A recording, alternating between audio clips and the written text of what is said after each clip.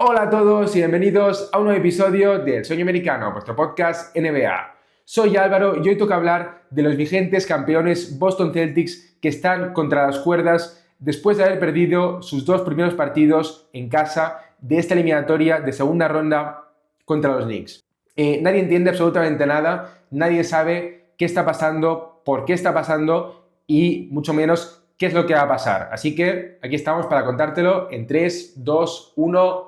¡Empezamos!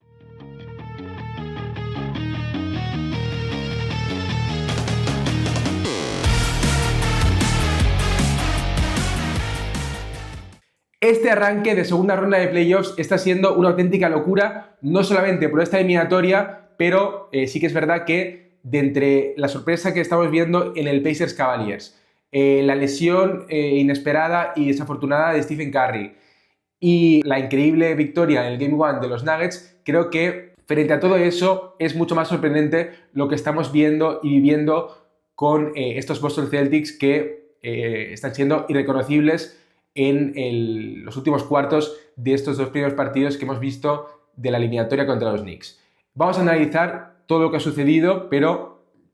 hay que empezar por el final, por estos últimos cuartos que comentaba, porque es donde hemos visto el colapso mental completo de los Celtics y hemos presenciado dos remontadas de más de 20 puntos, perdiendo los Knicks en el tercer cuarto, y para poder volver dos veces de forma consecutiva, que seguro que es algún tipo de récord, no lo he mirado, pero tiene toda la pinta, pues evidentemente en parte hay que darle todo el mérito que se merecen los Knicks, pero también para que sucedan estas cosas y encima dos veces, el equipo derrotado, en este caso los Celtics, digamos que tiene que poner de su parte para que se acabe completando la remontada.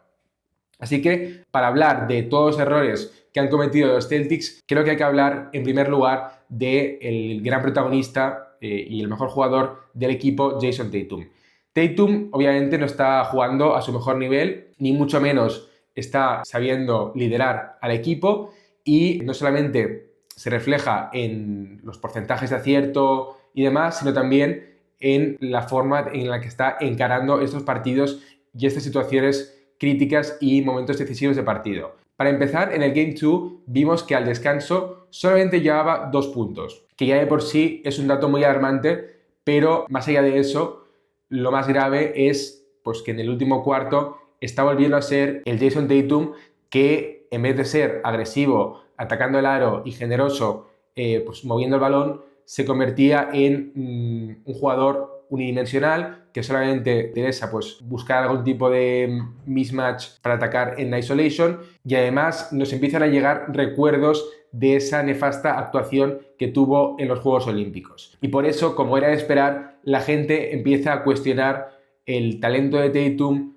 su liderazgo, en fin, si es una superestrella siquiera. Todo ello son preguntas o dudas razonables teniendo en cuenta lo que estamos viendo en estos últimos partidos de Tatum, y encima aún más si lo comparamos con las actuaciones de otras superestrellas en estos playoffs en partidos decisivos. Por poner dos ejemplos, vimos a Nikola Jokic en el Game 4 contra los Clippers, cuando los Nuggets perdían la eliminatoria en ese momento por 2-1 y tenían que ganar ese partido sí o sí en Los Ángeles. Jokic apareció, y de qué manera, completando una actuación brillante con 36 puntos, 21 rebotes y 8 asistencias. También un ejemplo más reciente lo hemos visto con Shai Gilgeous-Alexander en el Game 2 contra los Nuggets, en el que logró 34 puntos, 4 rebotes y 8 asistencias en tan solo 3 cuartos, con un 85% en tiros de campo. Entonces, en fin, nada que ver lo que estamos viendo de Tatum versus a estos jugadores, pero repito, no solamente es en cuanto a estas estadísticas, sino también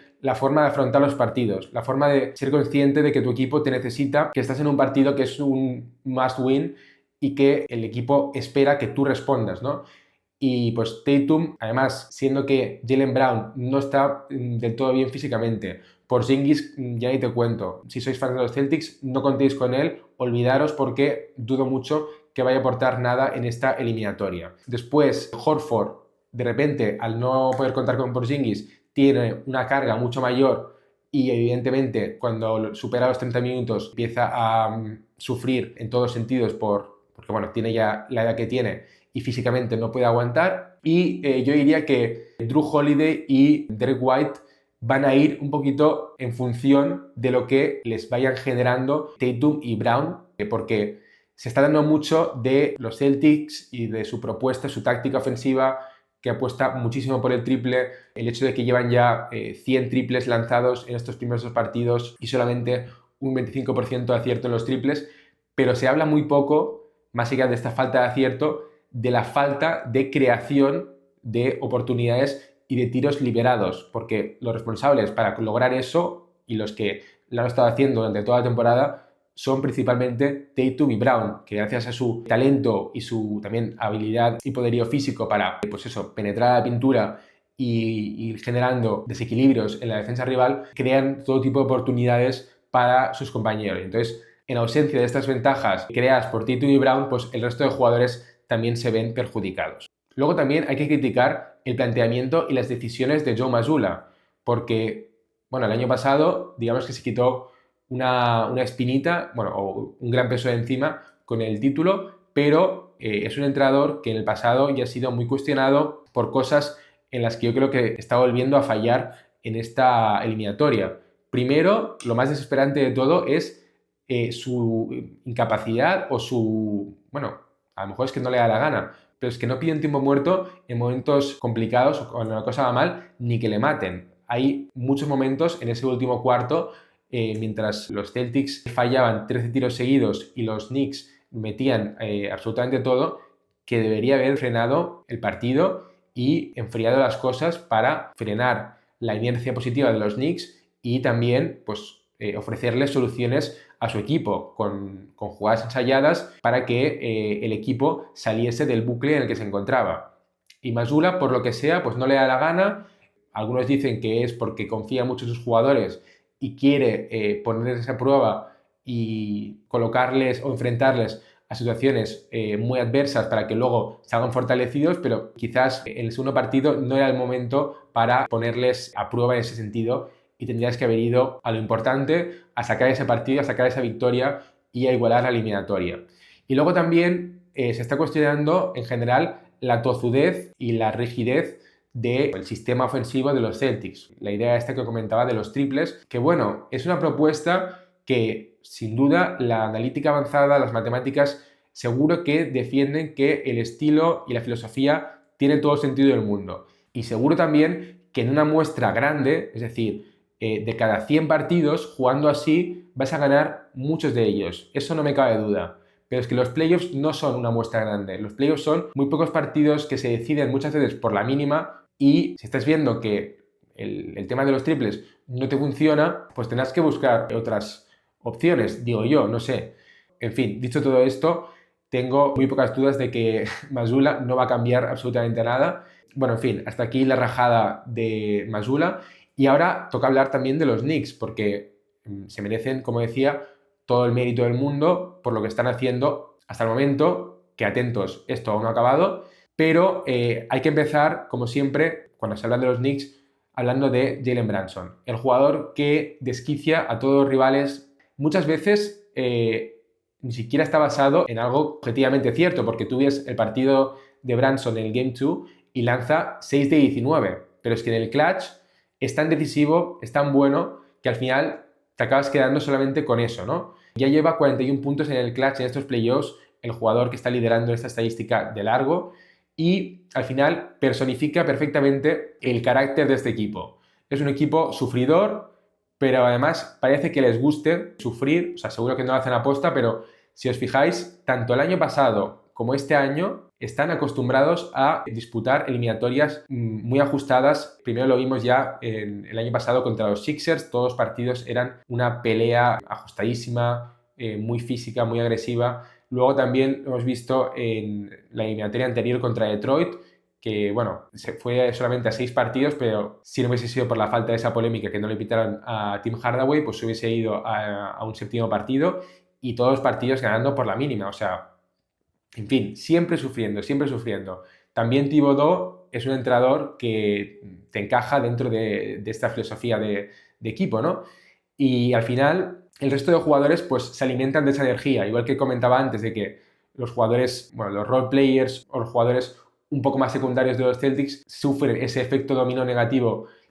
cuando las superestrellas no están finas. Pues en el caso de los Knicks estamos viendo todo lo contrario. Mikal Bridges, que tampoco estaba disputando un partido brillante, pues de repente en los últimos minutos estuvo muy acertado y sobre todo con ese tapón final para sellar la victoria. Entonces, bueno, tal y como están las cosas, ¿qué opciones hay para que la cosa cambie y los Celtics puedan remontar? Pues bien, históricamente creo que leí un dato de que los equipos que empiezan perdiendo 2-0 tienen, creo que, menos de 10% de posibilidades de remontar. Pero yo, igual me estoy pasando un poco de frenada, pero aún creo que los Celtics tienen más o menos un 35-40% de opciones de remontar esta eliminatoria. Evidentemente, todo pasa por ganar el tercer partido y para ello creo que van a tener que ganar de forma abultada o una victoria cómoda, porque si están a, no sé, 6-7 puntos a falta de 5 minutos, creo que la cosa puede acabar muy fea porque en el clutch los Knicks se mueven como pez en el agua y además a los Celtics les pueden volver a entrar los fantasmas de estos últimos partidos. Entonces, fundamental este tercer partido que se disputará, como decía, en el Madison, y también quiero destacar que los Celtics este año han sido el mejor equipo visitante de la NBA con mucha diferencia, con 33 victorias y tan solo 8 derrotas. Eso es más del 80% de victorias fuera de casa, que es una barbaridad. Entonces, bueno, si los Celtics quieren aferrarse a algún dato positivo, sería este. Así que bueno, yo personalmente apuesto por un resultado final de la eliminatoria de Celtics en 7. Sé que no es lo más probable, como decía, pero es el pálpito que tengo porque los Knicks, se está hablando mucho de lo mal que están jugando los Celtics, pues bueno, los Knicks tampoco es que hayan jugado fantásticamente. Se han aprovechado más de las cagadas y de el colapso, como decía, mental de los Celtics, en vez de ser ellos los que hayan ofrecido una muy buena versión. Y por eso confío en que los Celtics vuelvan a la normalidad, se reencuentren a sí mismos y acaben venciendo. Pero bueno, lo más divertido, sobre todo para un aficionado neutral como yo, es que esta eliminatoria nos va a dejar drama garantizado, pase lo que pase. Porque ahora mismo los Celtics, obviamente, si pierden la eliminatoria, pues es un fracaso porque son los vigentes campeones y partían como uno de los claros favoritos para volver a ganar este año. Y también los Knicks, si pierden ahora, tal y como están las cosas, también va a ser un fracaso para ellos. Cosa que yo creo que hubiese sucedido si, por ejemplo, hubiesen perdido en 7 partidos, no sé, compitiendo, pero más o menos si hubiese seguido esta eliminatoria el guión que estaba previsto antes de que empezase, ¿no? Pues si hubiese sucedido eso, creo que los Knicks hubiesen acabado la temporada, obviamente decepcionados, pero al final pues dirías, ostras, hemos hecho todo lo que hemos podido y al final los Celtics han sido mejores porque, pues eso, tienen mejor equipo. Pero ahora tienen toda la presión, la pelota está en su tejado y todo lo que no sea ganar esta eliminatoria va a ser tremendamente desilusionante. Además, teniendo en cuenta que el año pasado también quedaron eliminados después de empezar la eliminatoria contra los Pacers ganando 2-0. Así que ese también es otro precedente al que se pueden aferrar los Celtics. Veremos qué acaba sucediendo. Y nada más, como siempre, os agradezco mucho que estéis ahí. Os recomiendo que os suscribáis al canal para no perderos absolutamente nada. Y nos vemos en el próximo episodio. ¡Adiós!